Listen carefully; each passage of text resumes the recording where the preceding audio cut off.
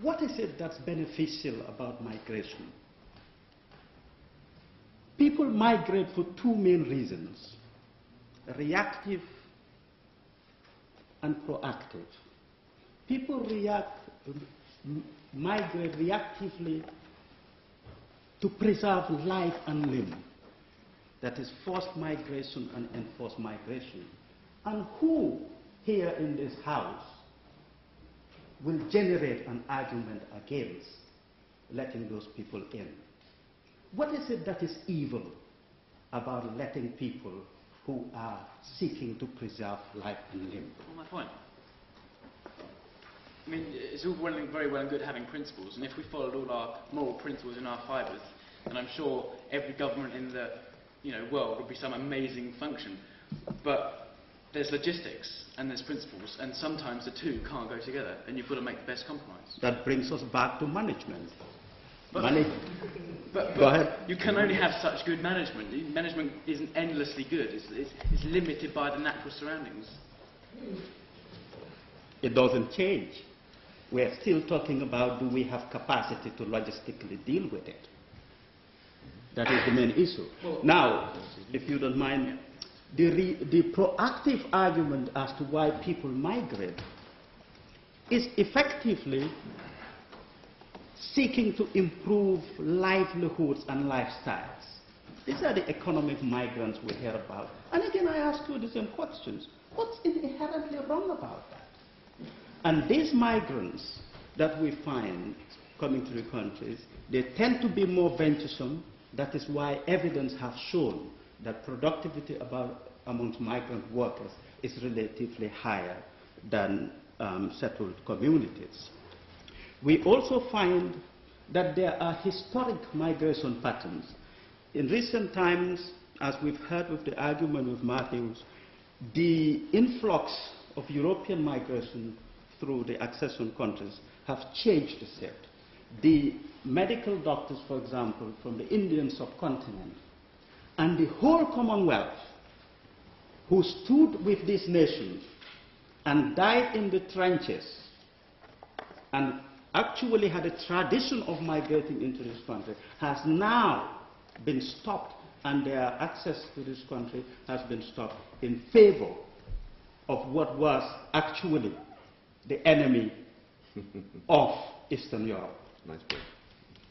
So the principles we're talking about migration needs to be seen within that wider context. And if we then come to the issue of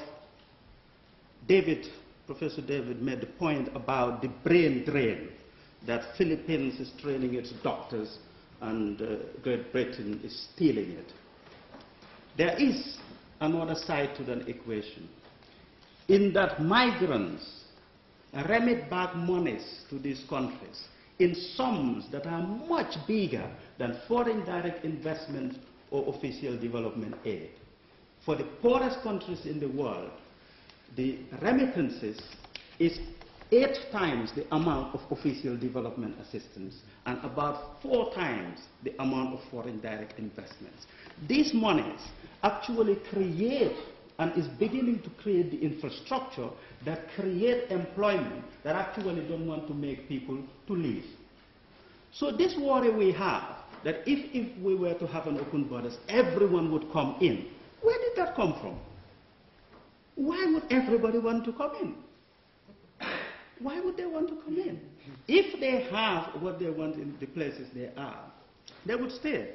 I am old enough to remember a popular television program here called, what was it called? Of Wieder sind Pet. Forgive my German. But what was it? This was illustrating, this was about Geordie workers who were in Germany working during a time when the economy was in the doldrums here, and English people and British people were migrating to where the work was. And there was a whole sociology around it. Thus, we had a sitcom based on it. This is what happens. There is a natural equilibrium that happens. After that, what did we find? A whole lot of French people coming to Britain to work.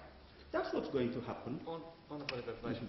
Well, just to play Daily Mail advocate. Well, suppose you're assuming that the people migrated to the country would be rational about it. Now, suppose we assume they were irrational. Suppose they have an overinflated sense that, you know, Britain is the land of milk and honey. Suppose that there is a greater influx if we have a completely open immigration policy than the country's infrastructure can sustain, and it becomes damaged in the short term. So the overall utility calculus is worse for everyone. Yes. Thank God I'm not a utilitarian. That wouldn't happen, but it does not destroy the argument of equilibrium, because, you see, people will hear about it. People will know that it's not the land of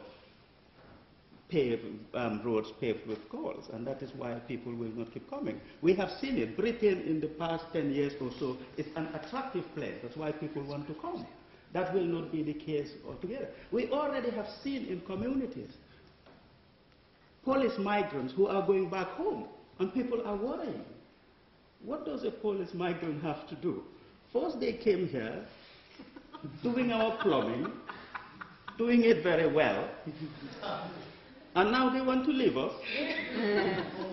What's that? So are you saying the country has to become sufficiently unpleasant before we see? Well, the point I would want to make is, often I take my instruction from Marx, not Karl, but Groucho. He does not want to be a member of any club that would have him. Most of what happens with migrants and relatively free migration, Europeans can come here, is because they can come in, they can work for 1 year or 9 months, and they can go back. It's almost as if they've done what Caesar did not do. They came, they saw, they left.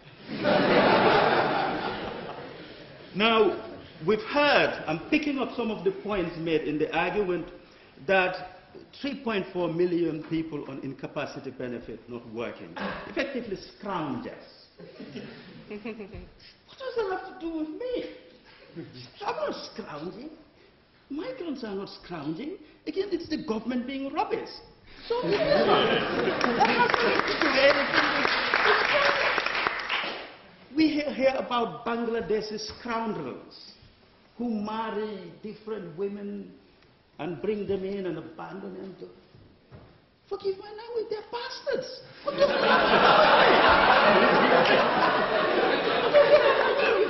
But they're migrants. Now, we've also heard about social cohesion not working by the numbers. This have always bothered me, because I hear of cases in the shires of England and in deepest and greenest England and in the urban settlements. You hear of cases where school children, families, working class, upper class, would mount campaigns and lobby MPs and go to Parliament, say this family must remain in the United Kingdom, despite the fact that they don't meet all the criteria. And then we hear arguments that, oh, there's no social cohesion. Why do we have these two stories? The answer is a biblical one. It is, know thy neighbor. When local people know the migrants, they know they are human, they know they have the same aspirations, and some of the worries about social cohesion disappears. Now,